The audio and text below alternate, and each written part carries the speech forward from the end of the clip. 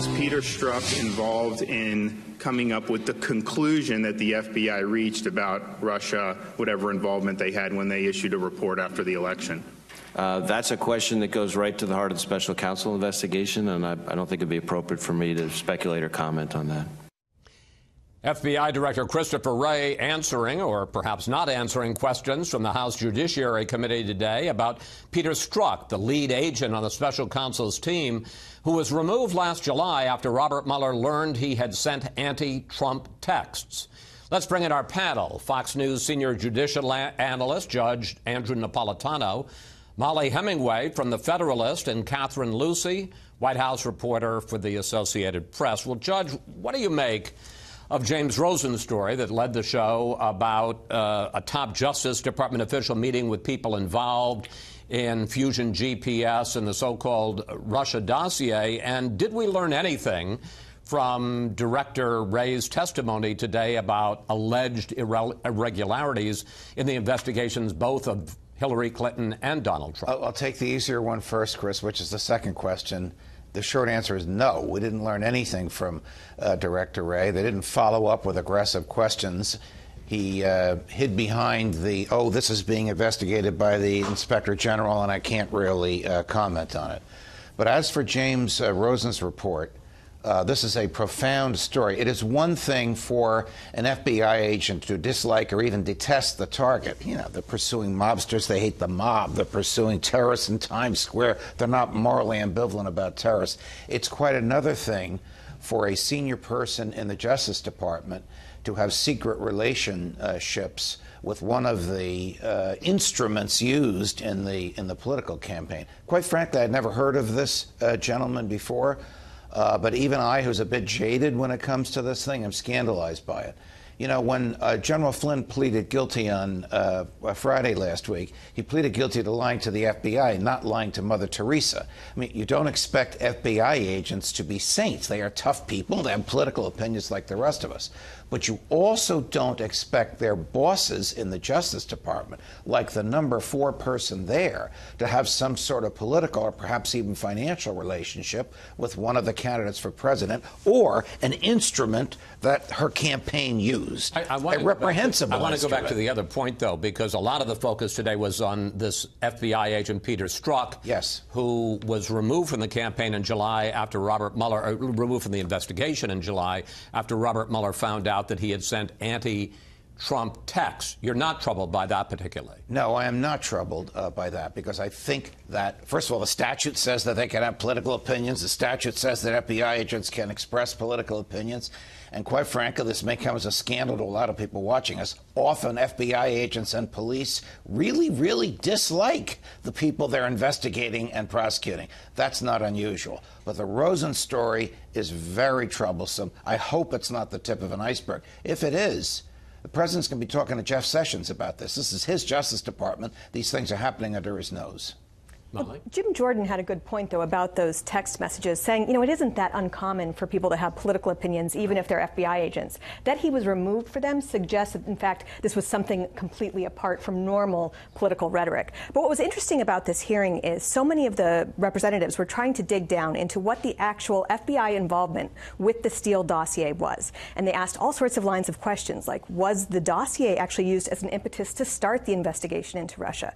You know, were people being paid that were affiliated with the dossier? Was the dossier used to secure a FISA warrant against a Trump affiliate? In each case, Wray declined to answer, citing the ongoing special counsel investigation. But the question is whether the actual special counsel investigation itself was not compromised by its involvement with this dossier. And I think the American people deserve to know whether it was, and most importantly, I think they deserve to know whether that wiretap application was in any way related to the dossier. And if it was, whoo boy, that's a scandal. I would need to point out those are very good questions, but we don't know the answers. There's no evidence at this point that it was used. Because they've been asking for those answers for so many months, and the FBI and the Department of Justice, the special counsel, everyone's been stonewalling and obstructing and failing to answer those questions. When you say stonewalling and obstructing, I mean, here is Christopher Wray. He wasn't appointed by Barack Obama. He was appointed by Donald Trump. I mean, he says this is something that's being investigated by the Inspector General. Let's let him decide. And that's a very convenient thing to say when people are trying to find out answers about the use of the dossier. It's also worth asking whether the real division in government isn't between Republican and Democrat, but between bureaucracy and people trying to hold it accountable. Catherine, it's interesting. I saw a poll today that indicates that opinion is beginning to move against the special counsel's investigation.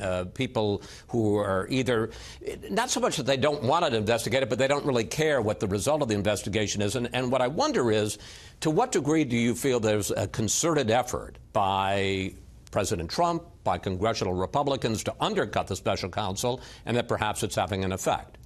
Well, certainly, I think one of the things we saw today from Wray was an effort to defend and explain the FBI. He talked about it being no finer institution. He didn't answer certain questions, but he was there clearly to deliver a message about the institution. And I think also you saw a real division among the parties in terms of who was asking what questions. So this concern of, is there bias, who's working here? You heard from a lot of Republican representatives. And Democrats were really urging him to sort of push back against attacks from President Trump. Judge, your thoughts about that. Are you troubled by what seems to be a concerted effort, certainly by the president? A lot of attacks, talks about the FBI's in tatters, bias in the FBI, special counsel. I am troubled by it. I agree with many of the things that Chris Wray said today, which just sounded like platitudes, but in my view, they are true. This is basically a superb team of people. There's 8,000 FBI agents. We're talking about 2 or 3. But big picture here, Chris, it is very dangerous for defendants, potential defendants, people being investigated, to commence the investigation of the investigators. The government is presumed to be a valid government. Its investigation, here I am, the libertarian, saying this, its investigation is presumed to be valid. This is what defense lawyers do in these high-powered criminal cases, attack the morality of the government that is prosecuting them. We should be looking for the truth as to what happened here, not the moral worth of the people doing the investigation. But that's why it is so incumbent upon the FBI to come clear with some of these questions that people have about their involvement with the dossier. I think people do want to believe they want to believe they can trust the FBI, but they have no reason right now until they get more information. But the administration will do irreparable harm if it begins to undermine the FBI because of the political opinions of some of its agents. But Molly does make a point. I mean, it's not just what they were saying to this committee. I mean, Congress does have oversight. Yes. And they've been asking for months for some of this information.